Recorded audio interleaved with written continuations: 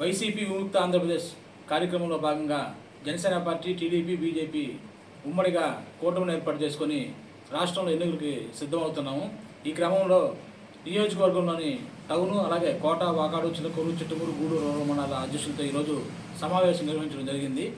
Janasena party నాయకులు, TDP నాయకులు, అలాగే బీజేపీ నాయకులు అందరూ సమిష్టిగా కృషి చేసి గ్రామ స్థాయిలో ఇంటింటికి వెళ్ళి జగన్మోహన్ రెడ్డి చేస్తున్న అరాచకాలని తెలియజేయడంతో పాటు మన కూటమి చేయబోయే మంచి పనులను తెలియజేసి రాబోయే రోజుల్లో మన ప్రజా కూటమి ప్రభుత్వాన్ని ఏర్పాటు చేసుకునేదానికి ప్రతి ఒక్కరు కృషి చేయాలని చెప్పి నేను కోరుకుంటున్నాను.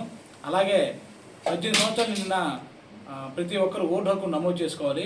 ఎలక్షన్ కమిషను 15వ తారీఖు వరకు ఏమైనా ఓట్లుగా నమోదు చేసుకోకపోతే చేసుకోమని చెప్పున్నారు. ఈ విషయం కూడా ప్రతి ఒక్కరు మేము విజ్ఞప్తి చేసేది ఏంటంటే, ఓటు రాయించుకున్న వాళ్ళు, కొత్తగా ఓటు వచ్చిన వాళ్ళు, ఓటుకు అర్హులైన వాళ్ళు ఓటుగా రాయించుకోకపోతే స్థానికంగా ఉండే బిఎల్ఓలు కానీ లేకపోతే మా పార్టీ కార్యాలకు సంబంధించినా కానీ మేము ఆన్లైన్లో చేయడం జరుగుతుంది ఓటు నమోదు అనేదాన్ని.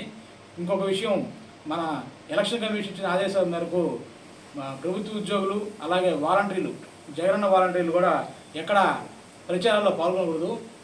ఒక శ్రేయోభిలాషిగా చెప్తున్న వాలంటీర్లకి స్థానికంగా ఉన్న నాయకులతో కలిసి చాలామంది ప్రచారాలకు వెళ్తున్నట్టు మా దృష్టికి వస్తుంది. మీ శ్రేయోభిలాషిగా ఒక అన్నగానో ఒక తమ్ముడుగానో చెప్తున్నాము. దయచేసి ఎవరు వాళ్ళ ప్రచారంలో పాల్గొనొద్దు అని మేము విజ్ఞప్తి చేస్తున్నాము. రాబోయే రోజుల్లో ఒకవేళ మీరు కానీ పాల్గొంటే ఈసీ మేము అందరినీ సస్పెండ్ చేసే అవకాశం ఉంది. కాబట్టి మీ మంచి కోరుతూ ఈ విషయాన్ని మీ దృష్టికి తీసుకొని వస్తున్నాము. ప్రతి ఒక్కరూ మన పార్టీకి సంబంధించి ప్రతి ఒక్కరు గ్రామ స్థాయిలో ప్రతి పోలింగ్ స్టేషన్లో కూడా కార్యకర్తలని అలాగే కమిటీలను ఏర్పాటు చేయడం జరిగింది.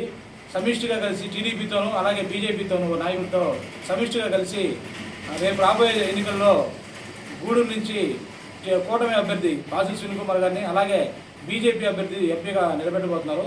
ఆయనతో కూడా త్వరలో రాబోతున్నారు. వీళ్ళిద్దరూ మనం భారీ మెజారిటీతో గెలిపించుకోవాలని చెప్పి నేను కోరుకుంటూ నాకు ఈ అవకాశం ఇచ్చిన ప్రతి ఒక్కరికి ధన్యవాదాలు తెలియజేసుకుంటూ జై జనసేన, జై భీమ్, జై హింద్.